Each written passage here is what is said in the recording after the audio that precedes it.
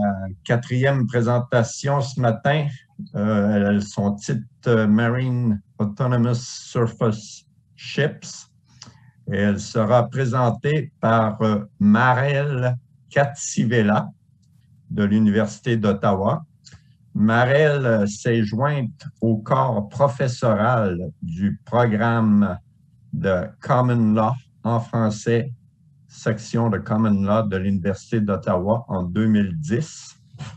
Elle consacre sa recherche au domaine du droit de transport, le sujet de sa thèse de doctorat, droit maritime comparé et droit comparé en ce qui concerne les délits et responsabilités extra-contractuelles.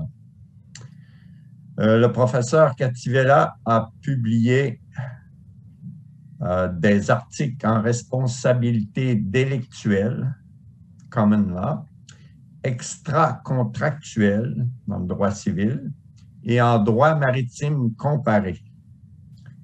Elle travaille présentement sur des questions légales et d'éthique posées par les navires sans équipage.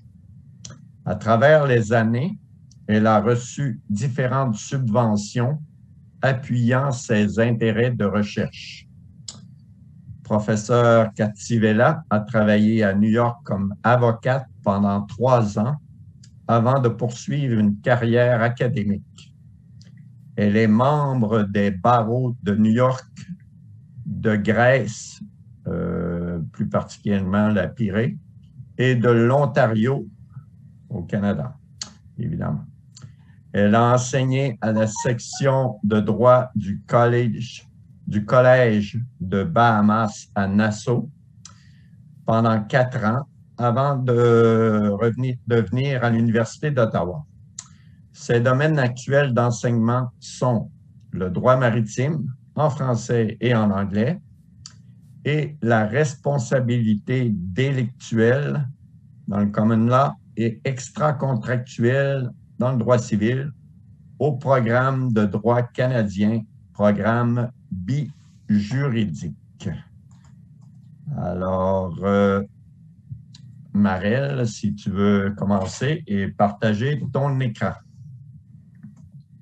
Oui, merci beaucoup pour cette présentation. Je dois d'abord remercier Citco, Denny Hines et Donald Rossel pour cette belle présentation à cette organisation. J'ai beaucoup aimé les présentations à date. Donc, voici une autre qui va être en français. C'était supposé être en anglais, mais on va les faire en français finalement.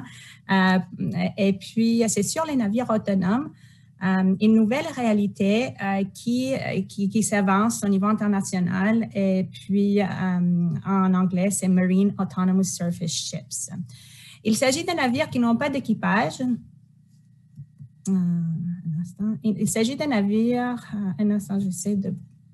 Il s'agit de navires qui n'ont pas d'équipage et puis qui travaillent avec l'énergie. Donc, ils sont alimentés par l'énergie solaire, par des batteries ou d'autres modes d'énergie qui sont très amicaux à l'environnement. Donc, ils sont intéressants au niveau international, ils sont intéressants pour les compagnies maritimes, mais ils s'installent très lentement aujourd'hui au niveau international. Ici, vous avez le Mayflower, qui est un navire enregistré au Royaume-Uni et qui est alimenté par l'énergie solaire et qui est supposé de faire des recherches scientifiques. Il est supposé aussi de suivre l'itinéraire que Mayflower a suivi 400 ans en arrière pour traverser l'Atlantique. Il n'y a pas d'équipage à bord. Il est vraiment alimenté par l'énergie solaire, donc c'est très bien pour l'environnement. Et pour les armateurs, ce n'est pas toujours très bien pour l'équipage parce qu'il n'y a pas vraiment de marins à bord. Les projets à réalisation, quelques projets à réalisation qui sont évidemment lancés finalement. Le Yarra Birkeland, ce n'était pas lancé il y a quelques années, mais c'est le premier porte-container qui est alimenté à l'énergie solaire, donc il y a 0 émission à l'environnement et qui était lancé en novembre dernier et qui fait présentement des essais en mer. D'autres projets existent au niveau international. Il y a même des projets d'avoir des navires autonomes, donc sans équipage à bord, mais des navires de passagers. Puis ça, c'est intéressant. Le Canada, dans la dernière année, a immatriculé son premier navire autonome de 40,6 mètres de long, qui est utilisé pour la recherche scientifique dans la côte atlantique. Donc, il y a beaucoup des utilisations possibles de ces navires autonomes qui va de la recherche, l'hydrographie, mais aussi le transport. Et là, ça devient très intéressant pour les armateurs si on peut l'utiliser pour le transport de marchandises et puis de passagers. Donc, on va commencer par ce qui est fait au niveau international, au niveau des navires autonomes et ce qui reste à faire. Il y a beaucoup de choses qui restent à faire, mais on a commencé pourtant au niveau international du point de vue réglementaire d'élaborer des règles au niveau de navires autonomes. L'Organisation maritime internationale, plus précisément, depuis 2017, a commencé un exercice de définition réglementaire sur les navires sans équipage et a défini à cet égard 4 niveaux d'autonomie. Le premier niveau d'autonomie, c'est le navire qui a un équipage à bord, mais qui est doté de processus de décision d'aide à la décision automatisée. Le deuxième niveau d'autonomie sont des navires commandés à distance, mais qui ont encore un équipage à bord. Troisième degré d'autonomie, c'est le navire qui n'a pas d'équipage à bord, mais qui est commandé à distance. Et dans ce degré d'autonomie, comme dans le deuxième degré d'autonomie, on a un centre à terre où il y a une personne qui va guider à distance le navire. Mais dans le degré 3, il n'y a pas d'équipage à bord. Et puis, dans le degré 4, on a des navires complètement autonomes. Probablement, ce degré 4, on va le voir plus tard, parce qu'ici, il s'agit d'un navire qui navigue sans équipage, qui n'est pas télécommandé, qui prend des décisions autonomes sur la base de l'intelligence artificielle. Donc, il peut savoir où ce navire est et peut prendre des décisions sur la base des algorithmes et puis d'intelligence artificielle qui est utilisée à cet égard. Excuse-moi, j'avais une question. Oui. J'ai un commentaire. Quelqu'un demande si tu pourrais cliquer sur l'onglet pour mode présentation PowerPoint. Ça? Merci. Oui, OK, c'est bon, merci. C'est beaucoup mieux comme ça.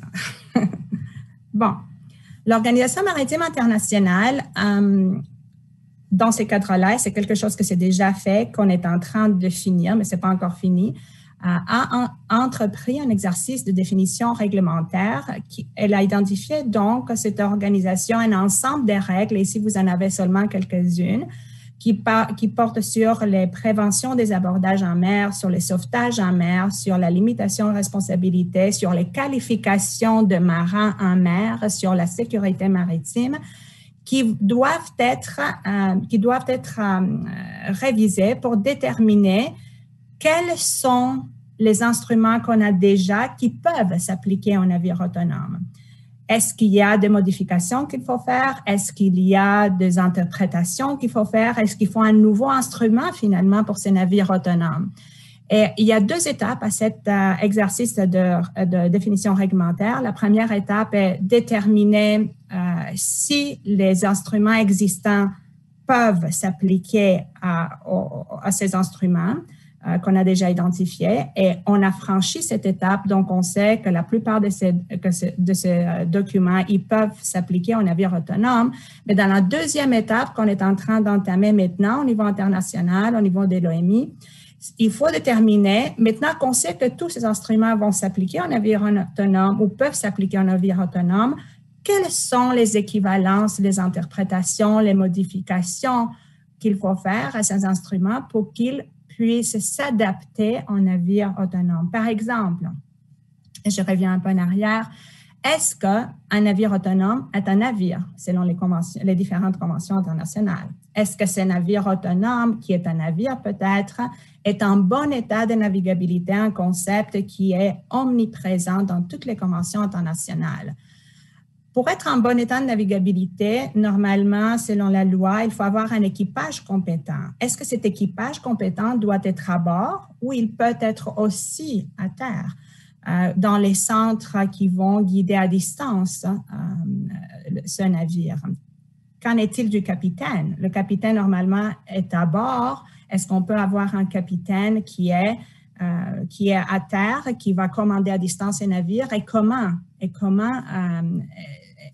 il faut changer la législation sur ce point-là? En cas d'abordage, quelles sont les règles? Est-ce qu'un navire peut suivre les règles des COLREG, qui sont les règles qui sont les règles de la route, en fait, ou de navigation plutôt, pour déterminer quelles sont les priorités, qu'est-ce qu'il faut avoir sur les navires, qu'est-ce qu'il faut respecter pour prévenir des abordages en mer. Tout ça, on ne sait pas exactement quelles sont les adaptations qu'il faut faire au niveau international. Donc, on est en train de finir cet exercice de définition réglementaire au niveau de l'OMI pour déterminer justement quels instruments qui existent maintenant ils peuvent s'appliquer aux navires autonomes. J'ai écrit un article portant sur ce qu'il faut faire au niveau réglementaire au-delà de cet exercice réglementaire, parce que c'est très bien de dire qu'on a des instruments internationaux qui doivent s'appliquer aux navires autonomes, des règles légales, mais il y a aussi l'industrie maritime et les normes de l'industrie technique au niveau maritime qu'il faut aussi harmoniser. Donc, il faut que l'industrie maritime, au-delà de l'OMI, commence à penser en navires autonomes. Et justement, à travers mes recherches, un dernier article que j'ai publié, l'IALA, ou en français, l'Association internationale de signalisation marine, très récemment, en février 2021, et ça, c'est une mise à jour de l'article parce que l'article est écrit en 2020, a créé juste maintenant un groupe consultatif sur les navires autonomes, un groupe qui sera dirigé par les Pays-Bas et le Singapour. Qu'est-ce qu'on essaie de faire ici? On essaie, par exemple, comme un exemple parmi d'autres, de créer des bouées intelligents que les navires autonomes pourront utiliser comme guide à la navigation. Et ça, c'est un bon développement de la part de l'Association internationale de signalisation marine. Aussi, l'Organisation internationale de normalisation, qui vraiment ne travaille pas seulement en matière maritime, elle travaille pour élaborer des normes techniques au niveau de tout domaine d'activité, comme il dit dans le site web, des brosses à dents jusqu'à la navigation et jusqu'à le transport. L'ISO est là pour élaborer des normes techniques en matière de tout domaine d'activité. Et dans ce cadre-là, dans le cadre tout spécifiquement des navires autonomes, l'ISO commence à élaborer des règles, une terminologie de l'industrie qui porte sur les navires autonomes. Donc, qu'est-ce que c'est un navire autonome pour l'industrie? Comment on va définir les différents degrés d'autonomie différemment peut-être ou en harmonisant un peu avec les définitions qu'on a au niveau de l'OMI. Il faut donc que l'industrie ait une terminologie pour les navires autonomes et on commence à faire ça au niveau de l'ISEO, toujours en collaboration avec l'Organisation maritime internationale. D'autres organisations comme la Commission électrotechnique internationale et l'Union internationale de télécommunications n'ont pas d'initiative précise en matière de navires autonomes. Il n'y a pas un groupe de travail qui vont réfléchir sur ça. Au niveau de l'Union internationale de télécommunications, on avait fait un début pour avoir un groupe de travail sur ça, mais il n'y avait pas d'intérêt il y a quelques années, donc on l'a arrêté. Peut-être, et ce sera bien de reprendre ce travail présentement. Même chose pour la Commission électrotechnique internationale, pour laquelle on n'a pas vraiment un groupe qui travaille sur les navires autonomes. Pourtant, la CEI est cofondatrice de Oceanis, qui est un Open Community for Ethics in Autonomous and Intelligent Systems. Donc, dans ce système, propose des règles éthiques en matière d'intelligence artificielle. Donc, on n'a pas des règles ici en matière de navires autonomes spécifiquement, mais on a des règles en matière éthique. On propose des règles éthiques en matière d'intelligence artificielle et ça pourrait être intéressant plus tard pour les navires autonomes. déjà, le Canada propose beaucoup de règles éthiques dans le cadre de cette initiative. Et finalement, l'Organisation internationale d'hydrographie, très justement abordée par Citco et puis la présentation antérieure, même si elle n'a pas un groupe dédié aux navires autonomes, elle a des règles comme la norme S100 qui fournit le cadre destiné au développement des produits et services numériques pour les communautés hydrographiques, et puis son successeur S101, qui sont extensibles et qui, selon les experts, pourraient s'appliquer aux navires autonomes. Donc, déjà, on a les règles de base au niveau de l'OHI pour pouvoir accommoder les navires autonomes. Avoir un groupe de travail spécifique, ce serait mieux et plus spécifiquement viser les navires autonomes. Mais déjà là, on a une bonne base pour ça. Toutes ces différentes organisations qu'on vient de voir, c'est bien d'avoir une collaboration et puis de travailler sur le navire autonome parce que c'est une réalité qui a commencé de surgir et qui, dans les années à venir, on voit qu'elle va s'installer dans le domaine commercial maritime, qui est le support du commerce mondial. 90% des marchandises au monde aujourd'hui circulent par voie maritime au niveau mondial. Donc, voir des navires autonomes au niveau du transport de marchandises, c'est vraiment intéressant, mais il faut avoir des règles et des normes d'industrie qui appuient ces navires pour pouvoir avoir une sécurité en mer et empêcher les accidents. Et la dernière chose que je crois c'est très important d'avoir au niveau de ces navires autonomes, que la communauté internationale n'a pas encore réfléchi sur, c'est les règles éthiques. On ne peut pas avoir des navires autonomes qui vont se baser sur l'intelligence artificielle et sur l'ensemble des données, une multitude de données, lesquelles ils ne sont peut-être pas transparents et par conséquent, ils ne peuvent pas montrer s'il y a un accident, quel acteur serait probablement responsable. Donc, la transparence des données, la responsabilisation de personnes sur la base de cette transparence des données, le respect de la vie privée que cet usage de l'intelligence artificielle peuvent créer comme problème en pratique. La cybersécurité aussi sont des problèmes légaux, mais aussi éthiques qu'il faut réglementer au niveau des navires autonomes. C'est-à-dire, on ne peut pas avoir un navire autonome qui, en essayant de respecter les call regs, donc prévenir les accidents en mer, il va faire un zoom sur les passagers d'un autre navire et puis porter atteinte à leur vie privée. Il faut avoir dans l'utilisation de cette intelligence artificielle des règles éthiques pour respecter la vie privée, pour avoir transparence des données, pour ne pas avoir une discrimination à l'égard des différents usagers de cette intelligence artificielle et responsabiliser les gens en cas d'accident. Un équilibre entre l'innovation et la réglementation éthique doit bien sûr être assuré parce qu'on ne peut pas avoir trop de réglementation qui va empêcher l'innovation. Mais de l'autre côté, on ne peut pas avoir une innovation non réglementée parce que dans ces cas-là, on peut porter atteinte à la règle de droit et ça, ce n'est pas quelque chose qu'on veut avec les navires autonomes. On veut faciliter la navigation, mais on ne veut pas porter atteinte aux règles de droit existantes entre internationales. Avec cela, environ 3 minutes, excuse-moi, environ 3 minutes. Oui, je suis finie vraiment. C'est la fin de cette présentation. Voilà donc pour aujourd'hui. That's all, folks. J'attends vos questions.